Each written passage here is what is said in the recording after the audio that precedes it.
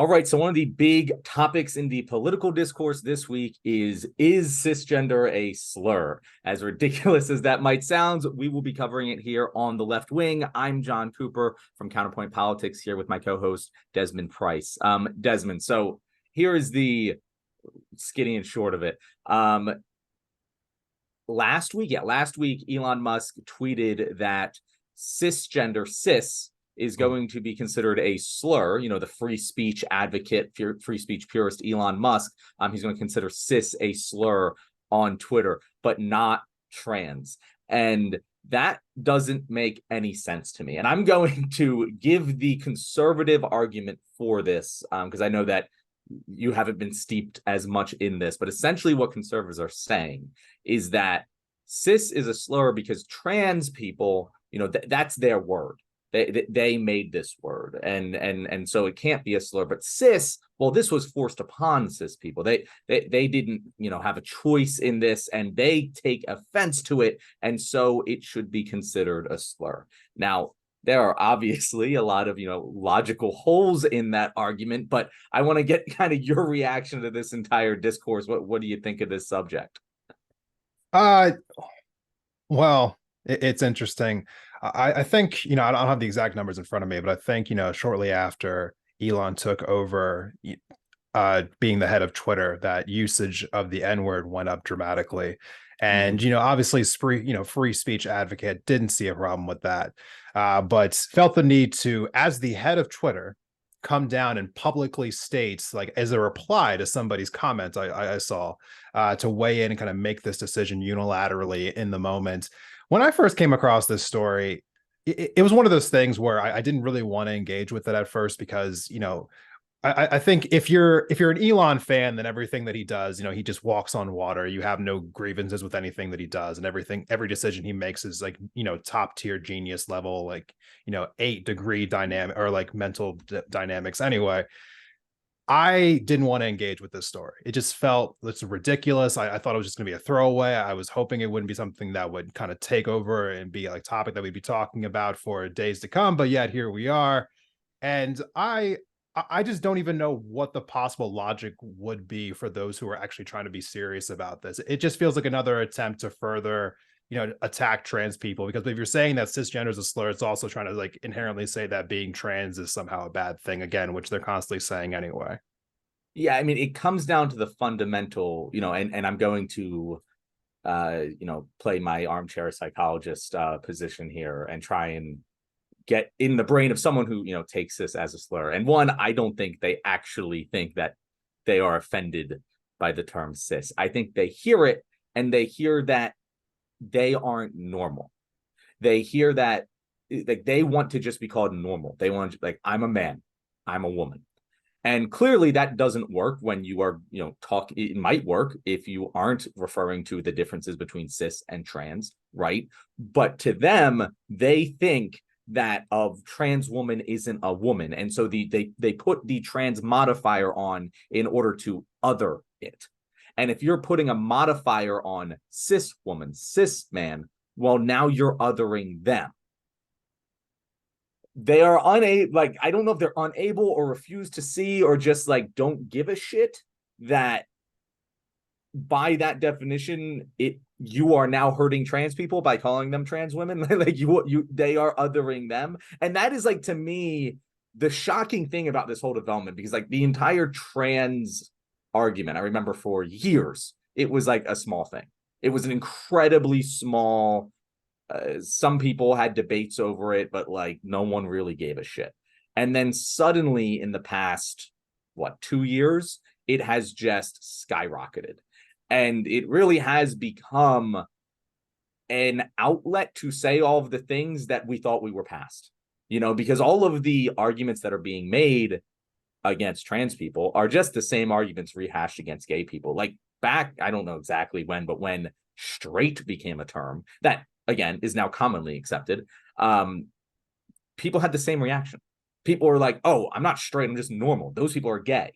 You know, and they had the same exact argument with the word straight. And I don't know if these people just forget or they just conveniently never actually accepted our argument, and they just stopped fighting. And I think that's probably the larger thing here, is that the people who have, the conservatives who have, hopped on like gay people are okay, we're totally okay with it, guys, we promise, really, they never really accepted that, never accepted the core of the argument that other, members of society that don't, participate in the norms are just as equally valid as they are. They just started saying that without believing it. And I think that this has become a lightning rod because it gives them the excuse to do that. I feel like, it was not too long ago. We were seeing a lot of these, bans going through state legislatures around the country, gender affirming care bans, drag bans, having any kind of representation being visible in schools, for instance. There was some, I guess, like leaked discourse that was going on in the Tennessee state legislature, where a Tennessee state representative happened to just say to one of their Democratic colleagues that the reason why this was happening, why all these like anti-trans legislations were coming through, was because it was just popular and it was good for fundraising. And it really makes me think about this story in particular, kind of in that context. It feels like the reason why people are saying something like, oh, cisgender, cisgender is a slur. It feels like it's just another outlet for bigotry at the end of the day. Just trying to find a way to continue to, as you were saying, to otherize, the trans community. And I it feels weird because obviously neither one of us are trans. We're trying to have this conversation, but I do think it's also important for people who aren't a part of the community to also be talking about this stuff and to be talking about all the different attacks that we are seeing around the country in several different forms. In this case, it might, coming from Twitter itself.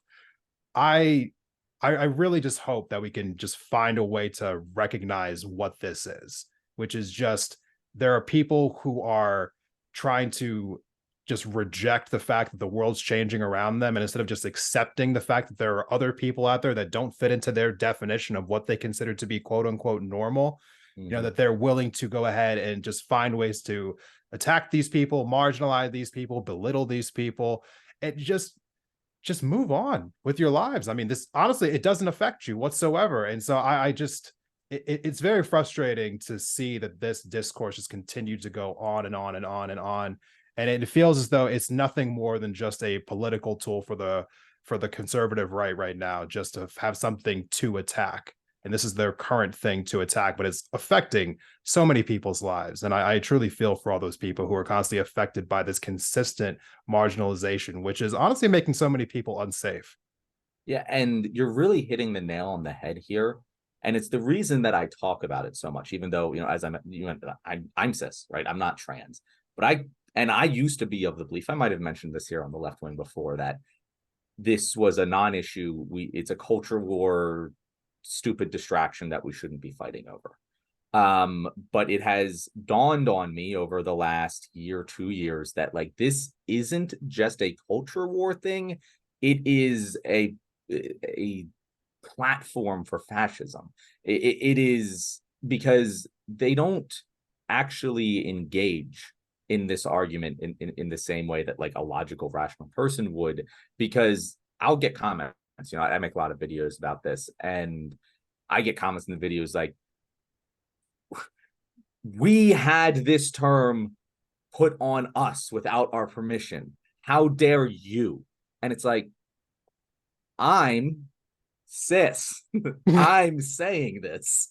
Like you can't, but that's the thing. To them, it's just a way to, these are the enemies. People who think this way are the enemies because I guess they're hurting children, and it doesn't matter if you're actually trans. I get lumped in there. I'm a cisgender straight. I'm as fucking straight as an arrow. I don't got a goddamn like fucking minority thing in me. Like, I am an upper middle class straight white guy, and yet I get attacked.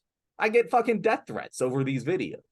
And so like that's the thing where it's like, if you're sitting on the sidelines right now and you're going, oh, this doesn't affect me, if you're a gay person and you're like, well, the trans people, that this is their problem, or you're a black person, or you are a Jewish person, or you're any really other minority other than the majority that takes over in a fascist ecosystem, this will eventually hit you. Like, even me, as one of those, people, just because I am advocating for the minority, I am lumped in with them. And they can warp their reasoning any which way to lump you in with them too.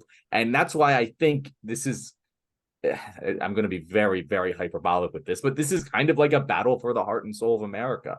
And like, us people who aren't being directly affected by this need to be just as vocal, so that the default, mindset of those, middle Americans who aren't, the extreme alt-right conservatives, don't get pulled to that side. Because as soon as they do, there could be a lot of trouble. We've already seen, the legislation that's coming through that's denying, access to healthcare for trans teens, which is going to end up with, perfectly innocent people killing themselves for no reason.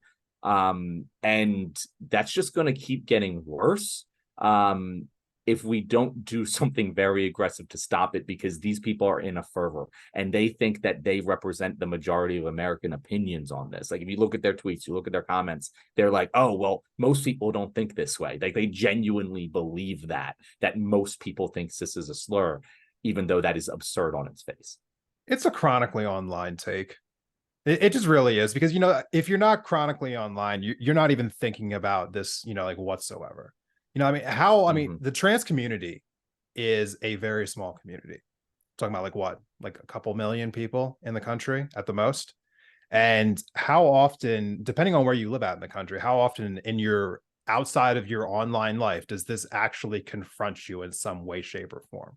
So to be seeking it out on this level, to be going online and typing out these giant, like, pieces about how upset you are about this, like, how does this actually impact you? This is the thing, like, I want to keep coming back to. Like, how does this actually impact you? Like, you're not actually this upset about this. Like, you didn't even know this was a word a couple of years ago. You're not that upset about this. Like, you are looking for an outlet to be pissed off about something else. This really isn't impacting your life.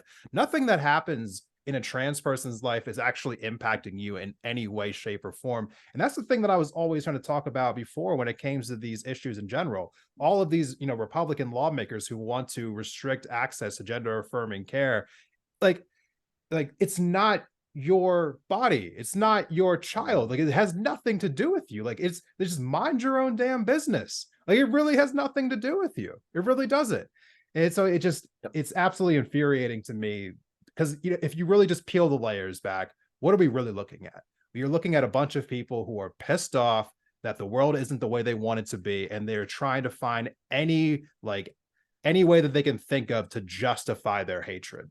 That's really what it is. Are you really mad about the word cisgender, or do you hate trans people? We talked last week, Desmond, about the kernel of truth being taken to extreme proportions, right? And there's hardly even a kernel of truth there. But at least with this transition, I think that there is a legitimate question of, hey, when should transition happen? Should minors be able to consent to this?